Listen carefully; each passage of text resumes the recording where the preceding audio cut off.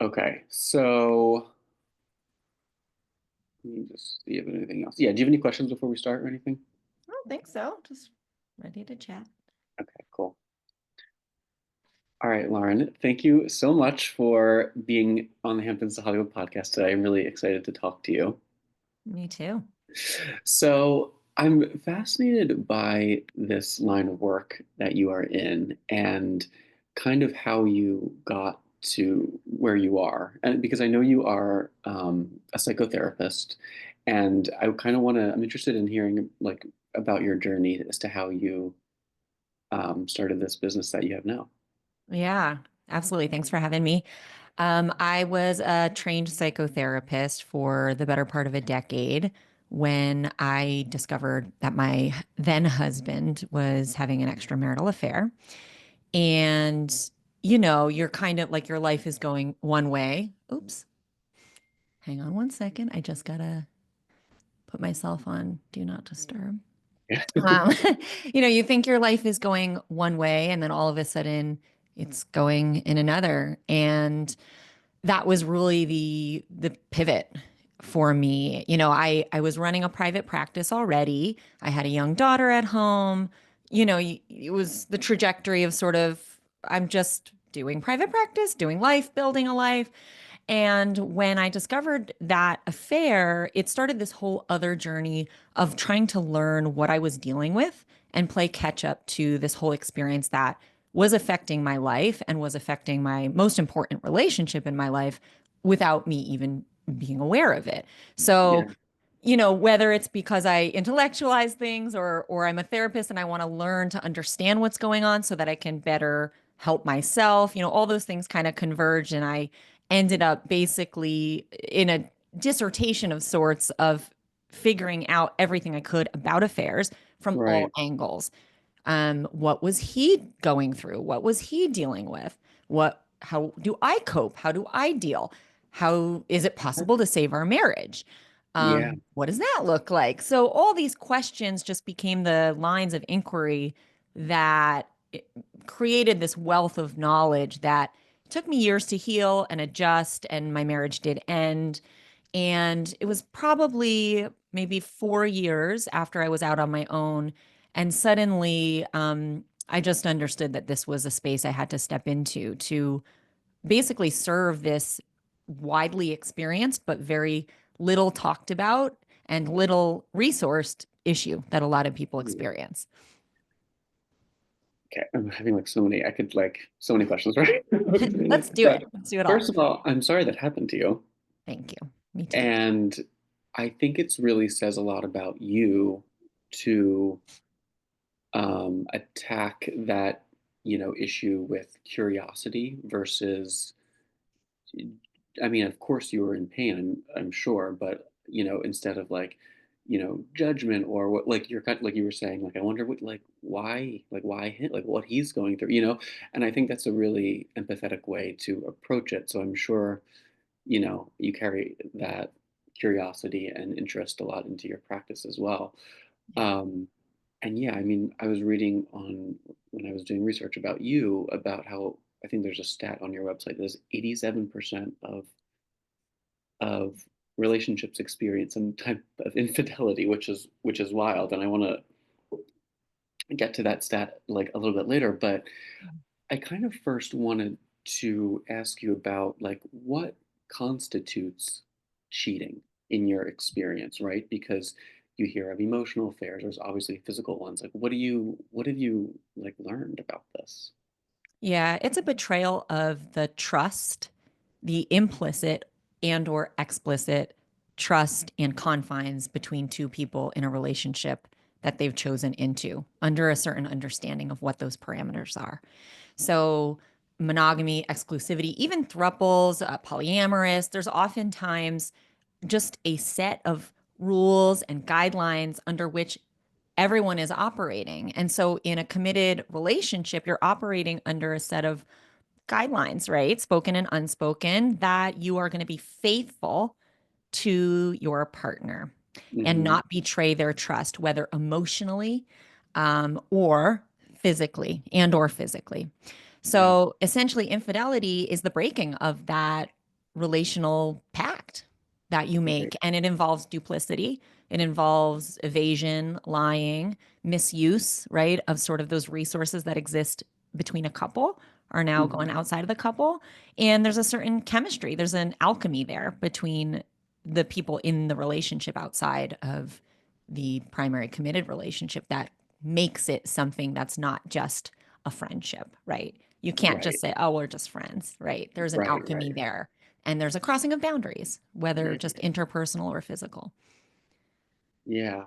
Yeah, because all relationships and whatever, exist on this agreement that you're saying. Yeah, which is that's the basis of any kind of a relationship. That's interesting. Um, so, and I know you kind of talk about this too, but like what are like like an affair happens like across like a spectrum or within different stages.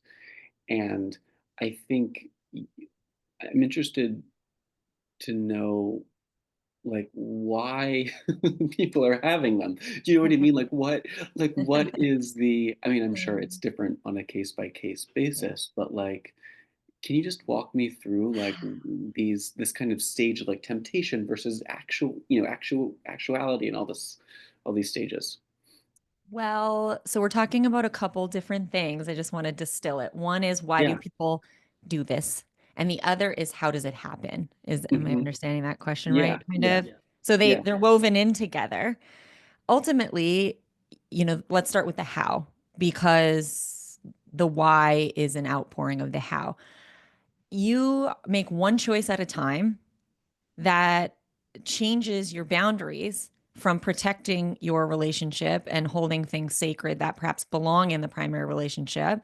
And you make choices where those boundaries move and that goalpost moves. And so often, what happens with a lot of affairs, what happens is that those boundary lines, they move very slowly over time, kind of like a frog put in a pot of water and brought up to a boil. Slowly, it turns into an affair. Mm, Yet, it's more conscious than that. There are choices being made to protect your relationship or to not protect your relationship. And so that brings us to kind of the why. And ultimately, if you distill it down, it's because we want to give ourselves something.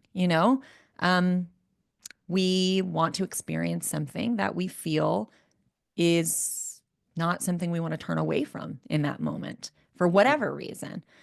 But if you break it down, it's really just it's an act of selfishness, right. and we all do things that are selfish, all day, Hmm. every day, some of them destructive, some of them not destructive. But this is one of those selfish, destructive things.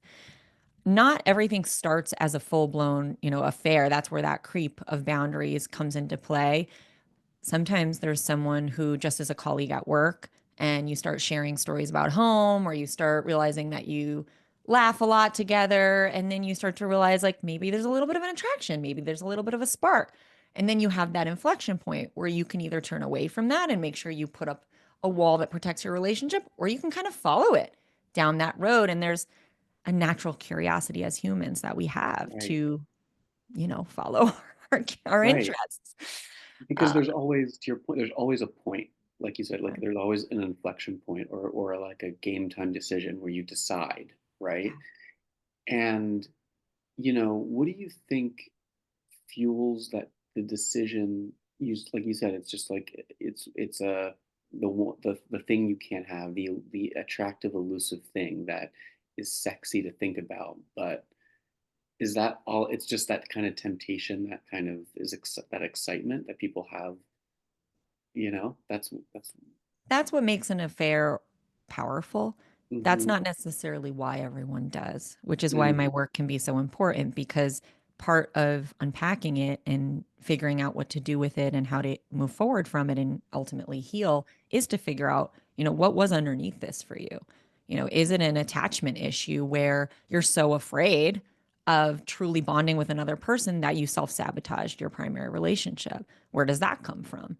right, Is it something where you feel entitled and as someone once said to me, I never turn down a gift, right? And so if mhm, someone's coming on to you, well, I'm not going to say no.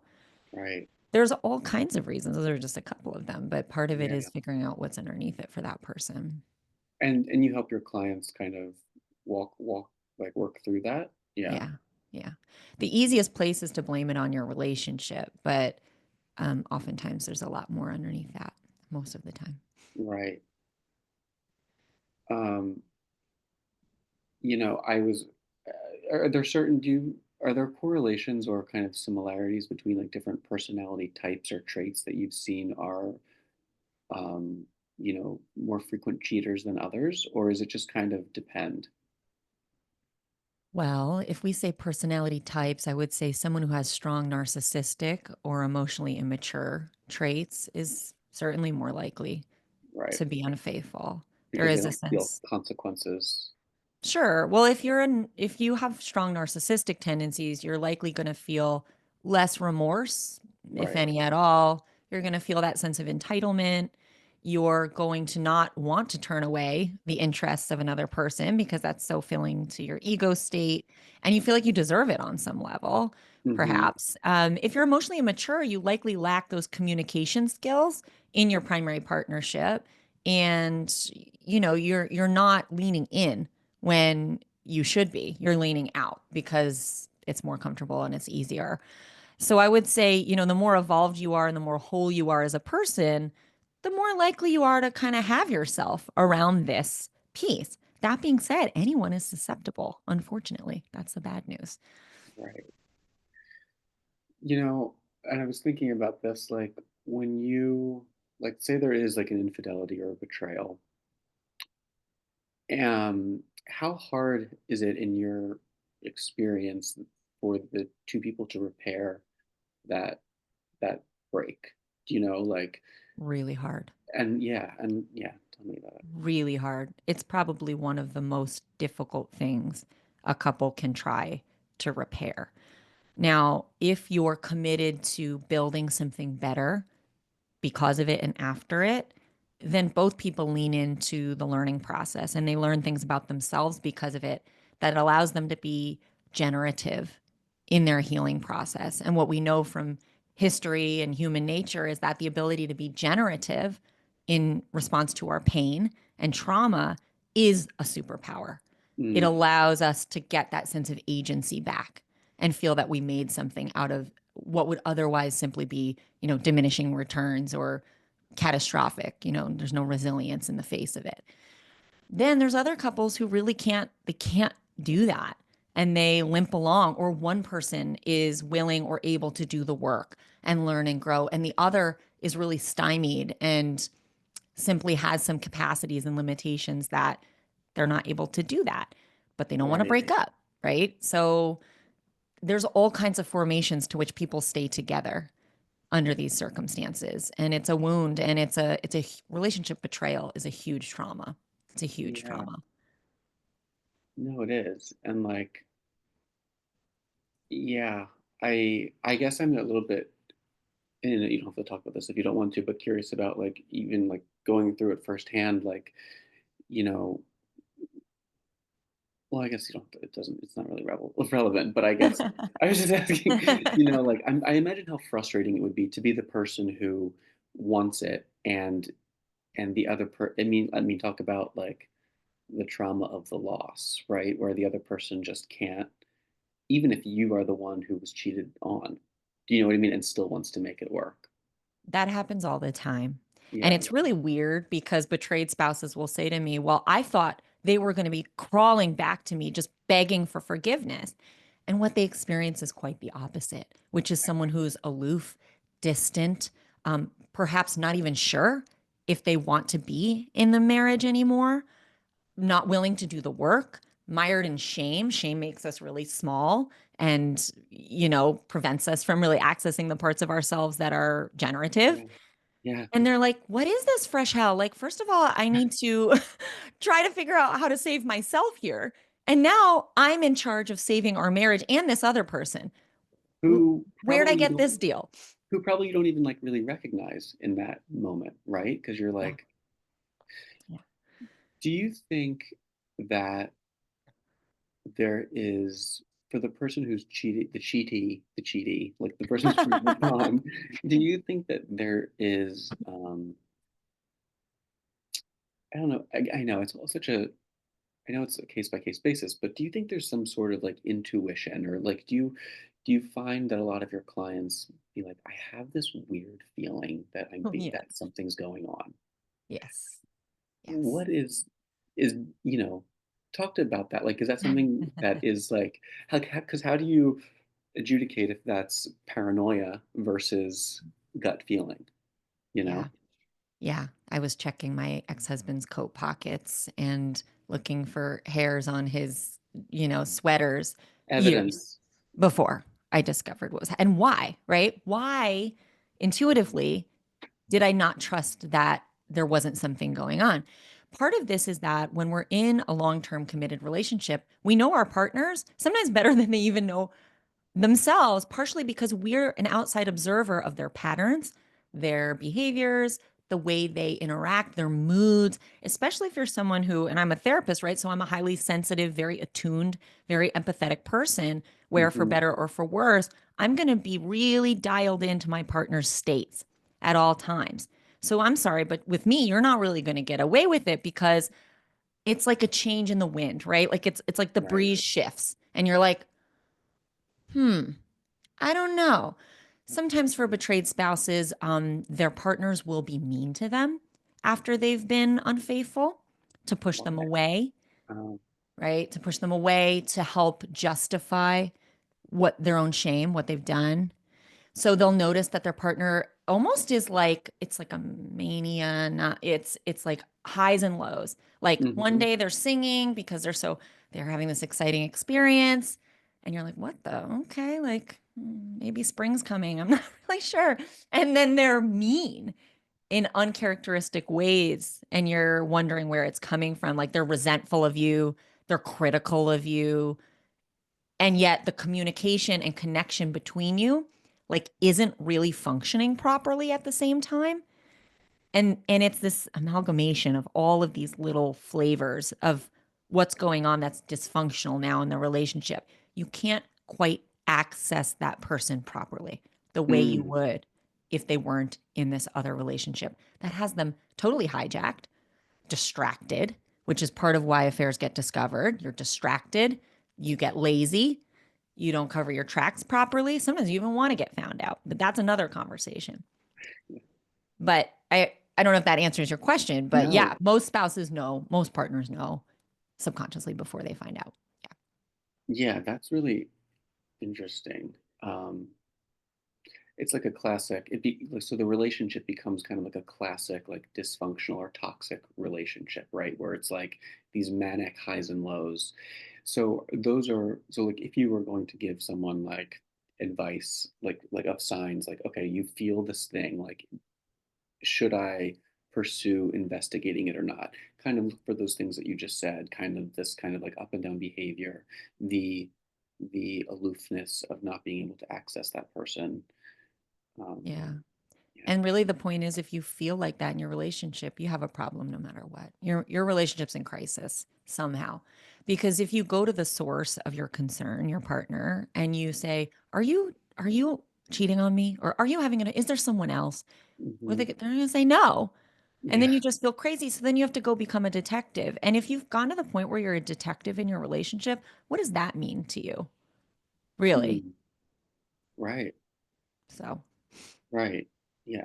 Because do you kind of um, live by the belief that like relationships because you hear so many conflicting um, advice about relationships from people who have varying perspectives, but the theme that like relationships should be easy, is that something that you kind of think is generally true?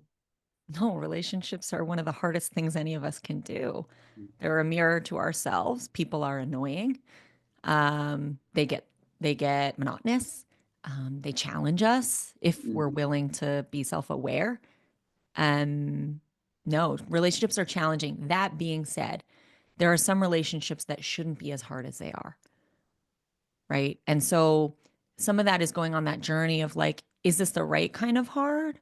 Or is this like a certain kind of hopeless, we're never going to get out of this place? We just can't communicate. Our nervous systems aren't even aligned. Our goals aren't even aligned. they don't even, do we even like each other? It shouldn't be that kind of hard. Sure. Yeah, like when you said it's just like the mirror, like they're a mirror to you. Like what kind of like what? Well, I guess yeah. What kind of like in a healthy relationship? What kind of mirroring should you like look for in a partner? Well, you want to be with someone who's respectful and you want to be respectful. So everything, I'll say it very simply. Everything you would want from your partner, you should also be yourself, Mm, right? yeah. So be what you wish to see, be what you wish to receive. So sometimes what happens in long-term partnerships or any partnership is that we hold our partner responsible for being fantastic. And that helps us not look at ourselves, our role in things. Are we being fantastic? Or are we being annoying? Are we being controlling? Are we being critical? Are Mhm. we being supportive? So, a Yeah. partnership, we come outside of ourselves and we have something to bounce ourselves against, Hmm. which reflects back things to us should we be willing to be aware, self aware, Yeah. instead of just blaming them on the other person. Right. And I'm curious, like in your work with your clients, like, um, well, I guess first of all, I'll get into this a little bit later, but like, do you? I know you offer coaching services for partners who have been cheated on, but you also do couples, like work with couples. Yeah. And I work with affair partners and unfaithful partners, and I work with affair couples. So on that note, because I want to talk about shame, but I want to just play devil's advocate and talk about the shame that the cheater feels, like the person who's doing the betraying. Like, what kind of get like, you know, yeah, yeah. I mean, what's the question? I guess I'm interested in, you know, because I'm interested in the remorse or the guilt that they feel, and the shame. And people say like, there's a common, I think, catchphrase of like, once a cheater, always a cheater. You know, what do you? What can you tell me about that? Well, if you say once a cheater, always a cheater, if you've cheated, that makes you, I guess, someone who has cheated forever, right? So I guess if we look at it that way, you will always be someone who has cheated. Um, you'll never unbecome a cheater. What And that's saying is they'll continue cheating, right. And right? do you think that's always the No, case? absolutely not. No, no. So what I always say to people is sometimes people go skydiving once and they never want to do it again because it terrified them. Mhm. It's the same with Mm, infidelity. So certainly we're paying attention to patterns. Is this a pattern? Are you avoidant? Avoidance is a huge pattern when it comes to infidelity because if you don't have the ability to communicate your inner world to the people in your outer world, namely your partner, you're going to find it much easier to take that elsewhere and step out as a solution to the problem and be non-confrontational. So, what is underneath it becomes the big question. But there's plenty of people I've worked with who, just speaking of shame, are so mired in shame and guilt, they will never forgive themselves. And they certainly never, never want to walk that road again, ever, because they can barely live with what they've done to begin with. So, it depends, is the answer. yeah. Yeah, it's so layered and complex because, like, on the one hand, like, someone who's cheated once could feel such shame that they could bring that shame in, like, if that initial relationship where they cheated dissolves, they could bring that shame in and almost not be, I'm imagining, a full partner to this new person because they're so scared or they carry so much of the past with them. Yeah. And shame, if you don't deal with it, can also make you do the very thing that you're ashamed of. Mhm. So, like any recovery, I know, isn't it crazy? You're just shaking your head. You're like, this is whack. Um, like anyone who's in recovery, sometimes that shame leads you to impulsively do the exact same thing again. It's a Yeah. self-fulfilling prophecy of sorts, right? If I'm going to be this, I may as well be it, you know? Yeah. The So some this kind of attitude. people's, yeah, some people's shame keep them in that infidelity cycle, which is why you have to really deal with it. But it's a heavy burden to bear for folks who feel that shame. Yeah. I mentioned earlier that stat on the 87% of relationships go through infidelity. So it kind of like when I read that, I thought, oh my God, is just cheating part of modern day relationships now? Like, is it just, I mean, I know it's such a pessimistic like question, but with such a staggering stat, it's like, you know, what's that math? Should I, every time I get into a relationship, it's only a 13% chance they'll be faithful, you know? Like, what do you think? Yeah. It's a bummer of a statistic, and I also put an asterisk against it saying we will always struggle to really know what those numbers are because self-report is shady in that Mhm. area. Right. It's not a modern day issue because we've been unfaithful since we were in existence, right? So we deeply want, um, I'll say monogamy, but not everyone does. But I'll say as a whole, I would say we want to be bonded and we want to be secure in our bonds deeply in our lives. It gives Hmm. us security. It allows us to feel safe, and build something with another person that gives our life meaning. It's, all of those things. I think we deeply want that belonging with another person. On the other hand, first of all, we live longer than ever. So back in the day, by the time you were bored, you were dead, right? By the time you were maybe so unhappy with your partner that you felt totally trapped, you were dead. Hmm. Now we live 3 times as long. So, how many seasons, how many phases are you going to go through in a long term partnership where one or the other or both people are going to say, what the hell is this? Am I going to be with you for the rest of my life? And sometimes it's just a matter of hanging in there through those times because it's not a question of if they're going to happen. It's just a question of when they happen and whether you act on it. Yeah. And on when on the topic of hanging in there, I think like I almost think about as someone who like, you know, um I'm single, but I would like to be in a monogamous relationship, and right, and you're going to be in these go over these hurdles, like just these, that are going to happen, like disagreements with your partner, and to the point of like sticking it out. I feel like it's like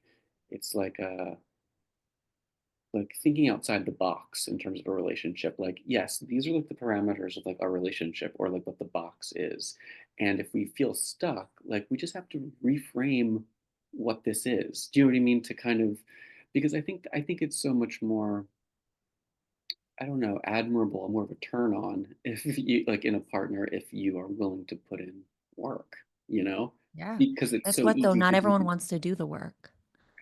So I agree with you. I mean, I'm a therapist and I love hearing you say that. I'm like, yes, yes. Like someone's going to be very lucky to be with someone like you because that is your attitude.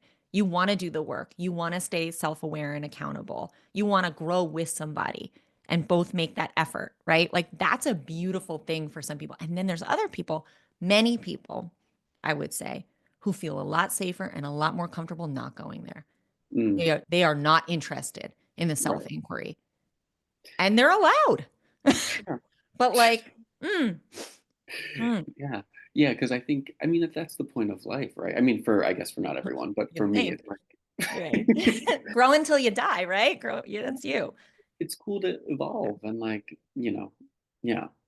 But Yep. I guess you're right. Everyone can do what they Not want. everyone wants that. That's very confronting for a lot of people. And they're not interested in like the psycho babble, right? Like, have you ever met Mm, someone who's like, okay, like, I don't, what is all of that wokeness or, and they have these defensive ways of referring to self awareness, self growth, self help. Those are not our people. red flags. Well, for someone who's like you Sure, or me, right? That is a sure. red flag. I don't want to be with someone like that, right? Do you see, I don't know what your clients look like, but do you see differences in like heterosexual versus homosexual relationships, like in terms of infidelity? That's hard to say. I guess culturally, sometimes gay relationships have a little bit more of a permissive stance on fidelity, but that's usually expressly communicated if Right. that's a part of the relationship.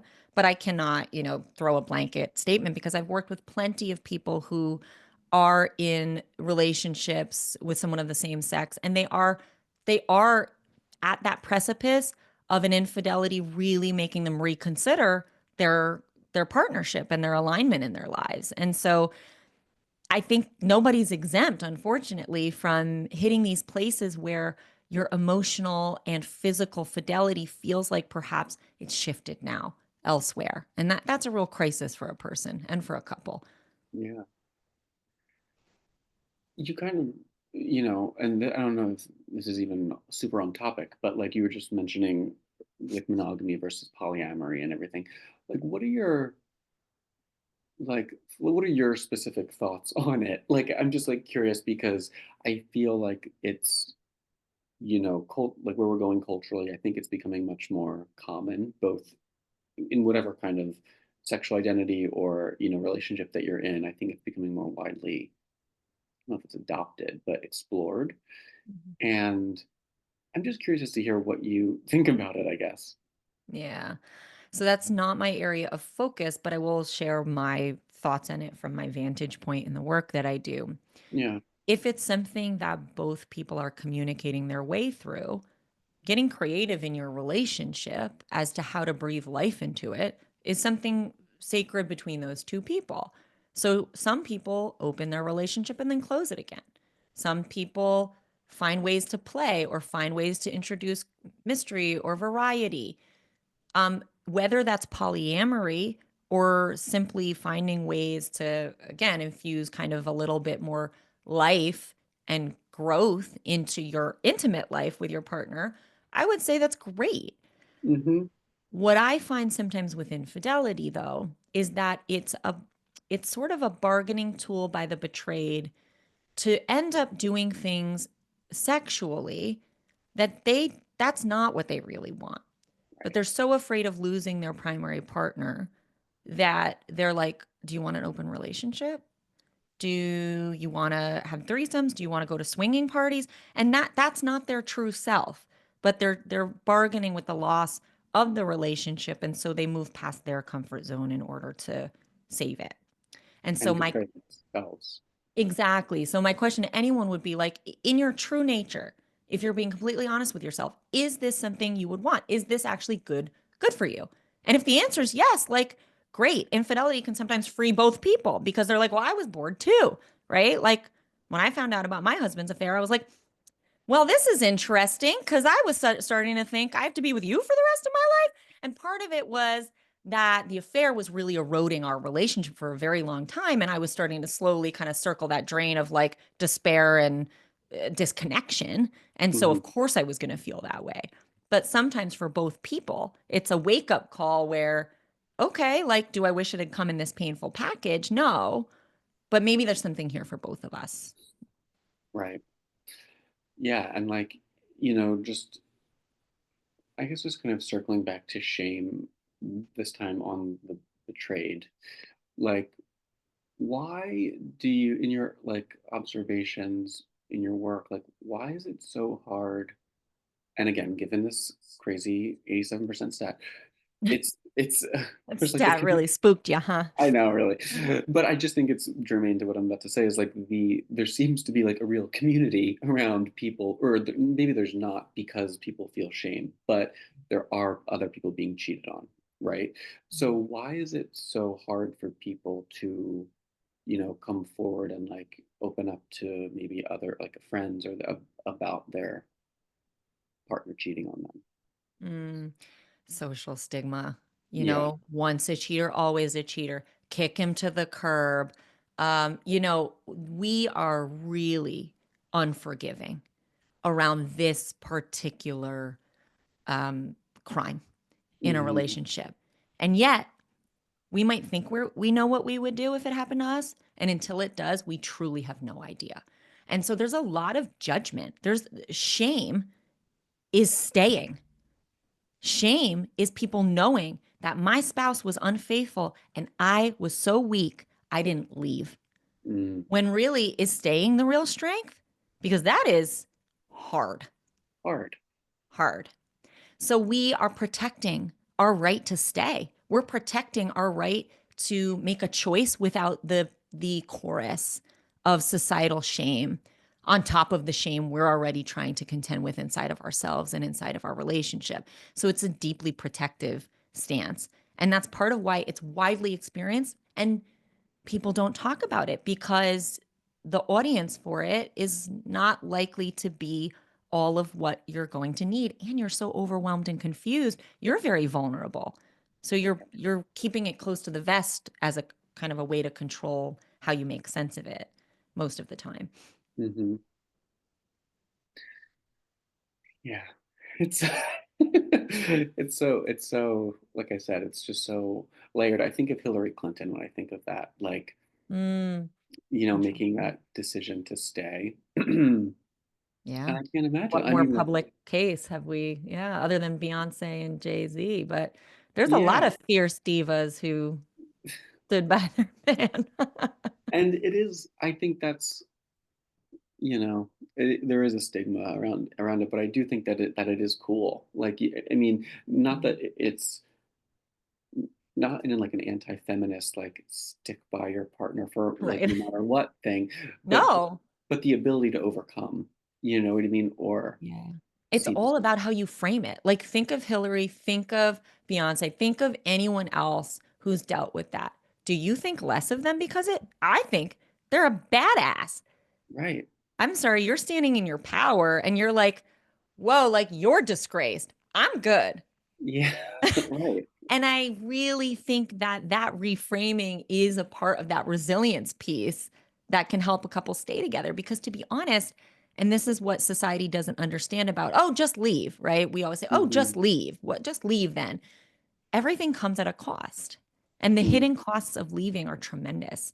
Shared family, shared assets, shared history, children, money, your sense of self. I mean, the tendrils are so deep and wide. Yeah. It's not as simple as just leaving. And so, yeah, maybe you're a badass if you stay. Right. Up to you. So, and just kind of going like into your work, like, people I'm sure come to you at different stages of like suspicion versus they did it. Like, how do we? So, can you just kind of? I want to hear more about like just what you like the services you offer because I think Hmm. it's interesting. Yeah, I'm usually dealing with betrayed spouses after affair discovery Hmm. and unfaithful spouses before affair discovery. And couples, obviously, after affair discovery, and affair couples before affair discovery. So it really depends. But someone who's in an affair is likely to see perhaps my Instagram account and have had no one ever give voice before to some of the things that they think they're the only one experiencing. And that makes them reach out and want to have someone, probably for the first time ever, that they can actually be honest with about what Hmm. they've been doing, how they've been feeling, and how caught they are, how trapped they feel between these two worlds that they're straddling. So my role there is to really help them resolve that space, that split life that they've created, which is Right. very, very, very painful. Very painful. Yeah. And again, I'm trying not to ask you general questions because it differs, but like, you know, it must be hard. And I don't know if you've done this, but where you kind of have to not lead them, but like be like force them to make some hard decisions about like their marriage. Like if they're married, like you have to get divorced or something like that. Do you know what I mean? Like, what does that feel like to you? Hmm. When I'm being directive, Yeah, or yeah, yeah. or just having Well, to lay some hard, it truths feels down. good. I like it because here's what I know is that this is probably the first time that someone's being held accountable, and they might have gone on like this forever and the destruction would get even worse, and the lies and the betrayals would get even deeper, and the shame would get even worse. And so if I'm being directive, I'm helping you deal with that and meet the moment instead of keep avoiding it or kicking it down the road. We're, as humans, we avoid pain. and we Hmm. go towards what feels good. So what are you going to do? You're going to keep having the affair, even though you know deep down inside it's destroying you, destroying your what you built at home, what whatever. Um, so my role is to be gently and compassionately confronting with a tremendous amount of empathy for their experience. But what I bring to the table is I see all the way down the road. I have that like those future goggles on, whereas they're deep in it, right? They can't see the woods through the trees. They're too close to it. And I'm taking them all the way down and I'm walking them back to like what needs to happen now because I can see exactly where this is going. So some of this is the foresight that I bring to it that I help people kind of deal with that they're Hmm. just not going to deal with on their own. And frankly, they don't know. They just don't know. And I think it's helpful. I mean, I'm sure people come. It's like you're being like the best truthful friend that they might not have in their life, That's a right? good way of putting it. Yeah. And I think that that's so valid because like we love the friend that can like back us up no matter what, but Mm. sometimes you don't want a yes man in this like specific scenario. No, you So really don't. But also, to your point before, most people are not going to tell their friends that they're being unfaithful, right? I mean, some right. people do. And even then, they don't want to sometimes get involved. They don't know what the right answer is. They're like, "Whoa, I'm going to pretend I don't know this." It's very sticky, it's very icky. And Hmm. sometimes then you feel like you're complicit once you know. So again, it's like, who are you telling? Who's the audience? What's their scope of knowledge? Are they really, are they equipped to guide you? You know? Yeah, Mhm. and I might not even keep this in, but I just want to also just differentiate when you are working with couples, how would you do you set yourself apart as like from like a marriage counselor or like a relationship counselor? And if so, like in what way? So, because I work with clients everywhere, this is very consultative work. Got I'm it. not your primary relationship therapist or primary therapist. This is Got like super solution focused, very directive, very honest it. Hmm. type of intervention. Okay. How long do patients usually work with you? Like, is it more like one-off kind of like things, or I know you have courses too, but Yeah.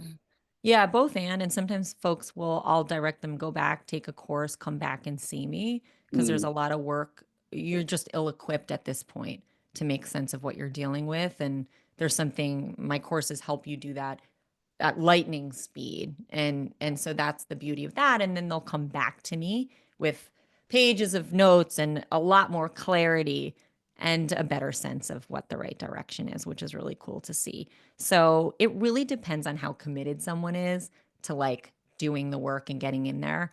I had one client who literally locked himself in a hotel room for like 4 days, met with me for 8 hours, and came out with a decision made about how he was going to proceed in his marriage, right? Um, that is a lot of commitment to the cause. And he did it, right? And he did it. And then there's other people where it never resolves, for one reason or another. Life happens, their plans get diverted and they kind of keep on limping along. So it really just depends. yeah. And it's great that you've built such a following on social media, which is cool. Is that how most people can reach out to you Mhm. to Yep, get in Lauren touch? LaRusso on Instagram. Yeah. But also my website, laurenlarusso.com, has all the courses and all the information and all that good stuff. And then just like kind of like a parting piece of advice. I know that I also saw that you had some book recommendations on your website. If people are kind of like, I was gonna say if people are like in this kind of fog of whether they suspect or they know it's like going on, like just kind of what kind of um, parting advice would you give to them? Oh gosh. I would say that the more you can arm yourself with information to deal with whatever it is you're dealing with, the better off you're going to be no matter how your relationship turns out. And so sometimes when this happens, we look to our partner for clues and answers about how things are going to go, whether or not we're going to be okay. And the truth is, the more you look inside of yourself for that, the more okay you're going to be. Mm, So, this is that piece where when people go out into the world after infidelity has happened in their relationship, if you've got you, you're a lot likely to be more resilient no matter what happens in your partnership. So, that's the good news about doing the work. trust yourself. Trust yourself, right? If someone hurts you, that's on them. And if you have the inner resources to make yourself okay again eventually, right? There's still a lot of pain and loss that's natural to that. You know you will be okay. And I think that knowing you're going to be okay is honestly a superpower when it comes to relationships. And knowing that it's not about you, Yeah. Even if they say it is, right? because they will. They will. And, that's where relationships are built of two people. So you have to figure out what special dance you did together and what kind of chemical equation you created together. That's unique to you. But at the end of the day, the only person who made the choice to step out is the person who did it. And everything else can be looked at and sorted through. But the infidelity belongs to the person who did the infidelity. Yeah. I also don't have to keep this in, but if I heard you are maybe writing a book, I sure am. do you Yeah. want to talk about it? Sure. Yeah. It's called Beyond Infidelity, turning the unexpected end of your relationship into the beginning of your life. And it's coming out early 2026 with Putnam Sons, which is an imprint of Penguin Random House. Yeah. Super excited about it. And I'm in the Congrats. final phase. Thank you. So it's actually like this is the break in my day from editing the final manuscript, and then it goes to production. So it'll be the self-help guide for betrayal. That's great. And if it's coming out, yeah, that's a good way to be a good gift to give someone who, a friend who is Yeah. hopefully going through something at the end of, beginning of next year. That's exactly what I want it to be. I want it to be the gift you give someone when you don't know how to show up for them when this has happened to them, because Mm, it's the resource guide. I want it to be the gift you give yourself. And I want it to be also a resource guide for therapists and helping professionals, anyone who just doesn't know where to turn. Because the reason the book exists is that's where I was. When I was a therapist and when I found out, I was absolutely flatlined and I had no one place to go where to walk me through what I was experiencing. And that's why I wrote this book. That's what yeah. this is. Yeah. Well, I can't wait to read it when it comes out next year. I hope And you don't have to, yeah, me too. but But just to inform myself. Um, but no, yeah, this was really interesting, and thank you so much for sitting down. Is there anything else that you want to add that I didn't hit on? I don't think so. I think this was a great discussion. I hope people listening are going to learn something, and maybe even so this is what happens as a result of my work that's unexpected. People don't have affairs Mm, because we're actually talking about what happens when you do. right. And there's very few places where that happens, if at all. And so if Yeah. it prevents an affair, like let's do Yeah, absolutely. it. Thank you for having me on. This is Yeah. great. Thank you. I'm gonna stop this.